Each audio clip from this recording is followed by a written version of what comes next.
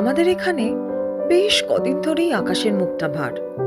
Weather forecast বলছে সামনের কিছুদিন কাটবে এভাবেই।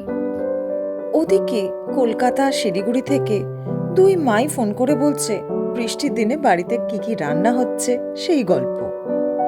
আর সেসব শুনে আমাদের মনটাও বেশ কিছুদিন ধরেই ইলিশ ইলিশ করছে।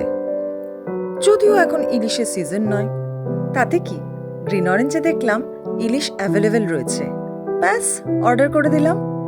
সঙ্গে অর্ডার করেছিলাম মাঞ্চিং করার জন্য কিছু স্ন্যাক্স, কিছু সবজি আর অবশ্যই মাটন। লাস্ট কয়েকবার জয় ইন্ডিয়ান গ্রসারি শপ থেকে মুখ ভার করে ফিরছে। মনের মতো সবজি পাচ্ছে না, মাছ পাচ্ছে না, যেগুলো পাচ্ছে সেগুলোতে মন ভরে না। মাছের দোকানে আবার হয় মায়ানমার ইলিশ, আর মাটন চাইলেই গোট মিট হাতে ধরিয়ে দেয়। এখানে এসে মাটন খাওয়া আমাদের এক্কেবারে বন্ধ।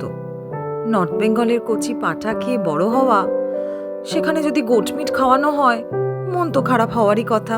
তো মাঝে মাঝে টেস্ট বাডকে সন্তুষ্ট করতে অর্ডার করতেই হয় গ্রিন অরেঞ্জ থেকে। আমরা যারা ইউকেতে থাকি, গ্রিন অরেঞ্জ আমাদের রসনা তৃপ্তি করতে বেশ সাহায্য করে। ইতিমধ্যেই আম আর লিচুও অ্যাভেলেবেল হয়েছে গ্রিন অরেঞ্জে। আর হ্যাঁ, বাটা মাছও অর্ডার করেছিলাম। কম্পারেটিভলি একটু এক্সপেন্সিভ হলেও এখানে কিন্তু ভালো জিনিসটা পাওয়া যায়। আমাদের বৃষ্টির দিনের লাঞ্চ কিন্তু খিচুড়ি আর ইলিশ মাছ ভাজা দিয়ে সর্টেড। আর উইকেন্ডে জয় রান্না করবে মাটন। আমার শাশুড়ি মাও কিন্তু অসাধারণ মাটন রান্না করে। এবারে কলকাতা গেলে মায়ের সেই রেসিপি শেয়ার করব তোমাদের সাথে।